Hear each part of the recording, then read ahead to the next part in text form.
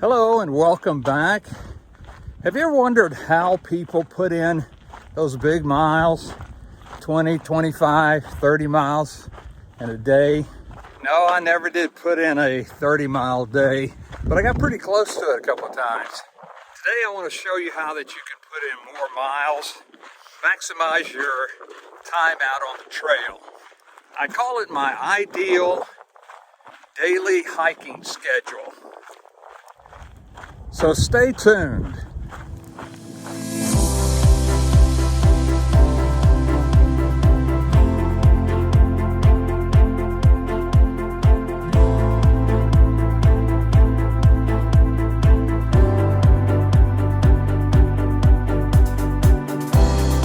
I guess I need to give some disclaimers at the very first of this video. You may not want to put in big miles. You may want to spend more time in camp instead of on trail. So this schedule may not be for you. Also, I didn't follow this schedule at the first of my PCT hike.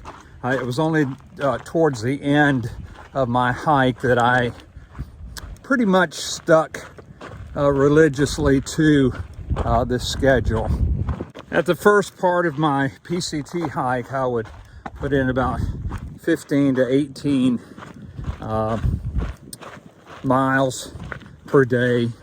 But then towards the last of my journey, when I stuck to this schedule, I was putting in between 20 and 25 miles a day, averaging close to 25 miles per day. I could have probably put in more.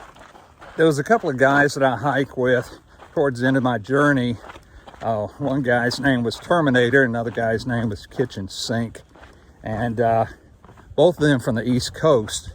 I came up with the timetable on this schedule, but the principles about putting in more miles and longer miles I got from those two guys.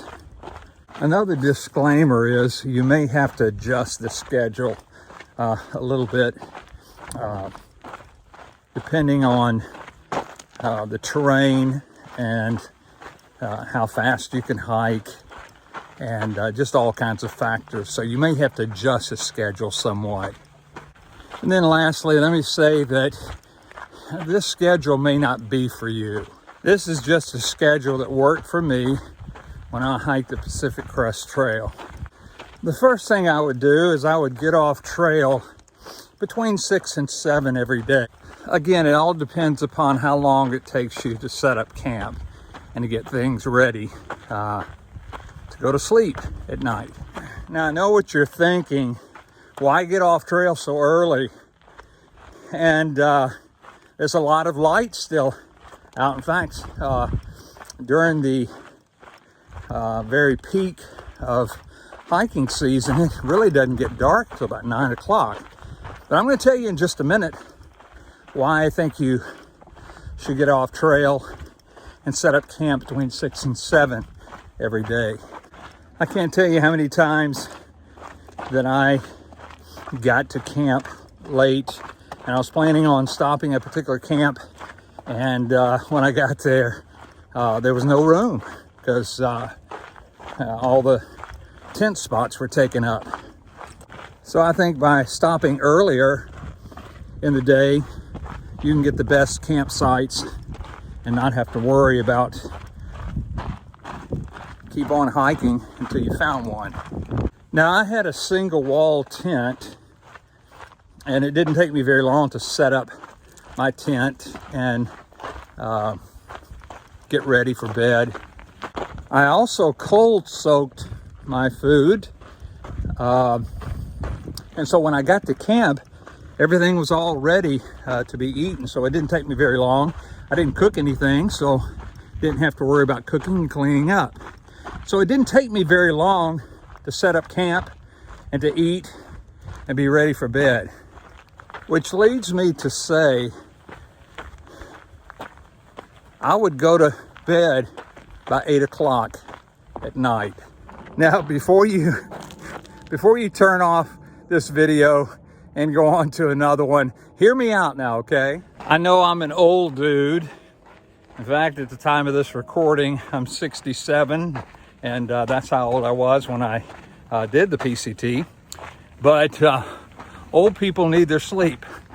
And most old people go to bed early and wake up early. Now, if you're younger and you don't need as much sleep as I did, then again, you can adjust your schedule. A lot of times I tossed and turned and wouldn't get real good sleep. But I need at least 8 hours, which leads me to say next, get up at 4 o'clock in the morning. I mentioned those two guys, Kitchen Sink and Terminator. Both of those guys were from the East Coast. One was from Tennessee, and the other one was from New Hampshire. Terminator would get up at 4 o'clock in the morning, and Kitchen Sink would get up at 3. And I thought, oh my goodness, I've never gotten up that early before. Now bear in mind, I live in California. So I figured 3 o'clock in New Hampshire is 6 o'clock in California. And so, you know, if I got up at 6 o'clock, still that's kind of late getting out. And so basically what they did is they stayed on their wake up schedule and nighttime schedule while they were here in California and Oregon and Washington. So instead of hiking late into the night, I would get up early and beat the heat of the day by starting my journey that day at 4 o'clock in the morning. If you're dealing with the heat, it's a lot cooler in the morning than it is at night. So a couple of hours of hiking when the sun goes down at night is a lot hotter than it is when you get up early in the morning and start off a couple of hours earlier or a couple of hours before the sun comes up. Next, get everything packed up and get back on trail at 5 o'clock. Now, I would not eat breakfast when I got up in the morning. I just basically packed everything up, put it in my backpack, and took off. I'd wait till later to eat breakfast. The only thing that I did do is I'd put 2 packets of coffee in my water bottle, shake it up, and drank it as I went down the trail. So I'd get my caffeine fix while I was hiking. Next, take a break, or at least I did, every 2 hours. Basically what I would do is I would try to find a water source so I could kill 2 birds with 1 stone, get water, and also take a break. One of the things that I did was I would take my pack off. When I got everything packed up and headed down the trail, at 6 o'clock I would stop and eat breakfast. My breakfast would usually consist of cold soaked oatmeal that I had hydrated in camp, put it in my backpack, and so for an hour it had been rehydrating. And usually I would eat some kind of protein like Spam or beef jerky or a beef stick, something like that. And then the rest of the coffee that I hadn't consumed on the trail. I would not take any more than about 15-20 minutes to eat breakfast, if that long. And then I would get back on the trail again. Sometimes I would just get a bar and eat a bar while I was hiking and not take my first break until about 8 o'clock. I would take my next break at 8 o'clock, and basically that was just a 10-15 minute break where I stopped, took off my pack, stretched a little bit, and then maybe filled up with water.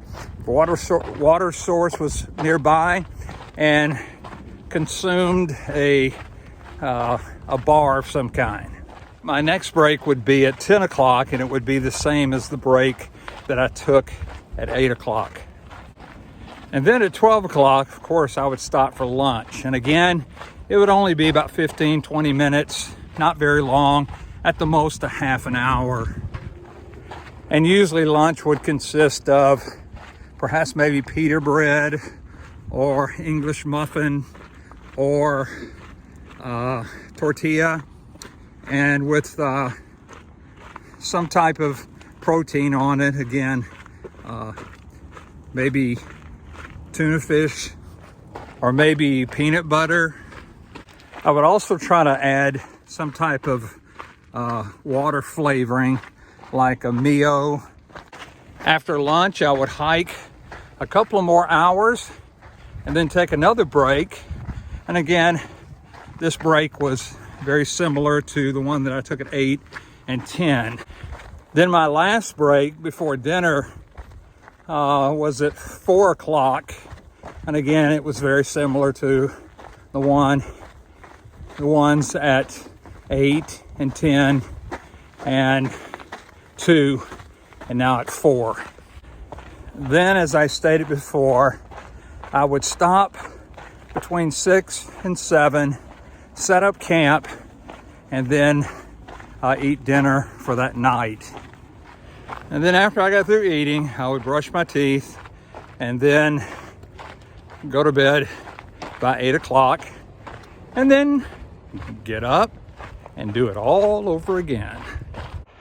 Now, if you're good at math, you'd figure it out if you got on trail at 5 o'clock in the morning and hiked till at least 6 o'clock in the afternoon, you will have put in 13 hours on trail. And if you walk, let's say 2.5 miles an hour, then 2.5 miles an hour times 13 hours, you will have put in 32.5 miles in one day. Now, of course, subtract the breaks that you took, and if you follow this schedule, really and truly, you could easily put in 30 miles a day. Again, there's all kinds of factors that you will have to determine what is important to you and what's not important to you. And there's also all kinds of scenarios like the terrain that you're on, the amount of ups and elevation gain, whether it's good weather or not. All kinds of things will go into this schedule, but this is an ideal daily schedule where you can put in more miles.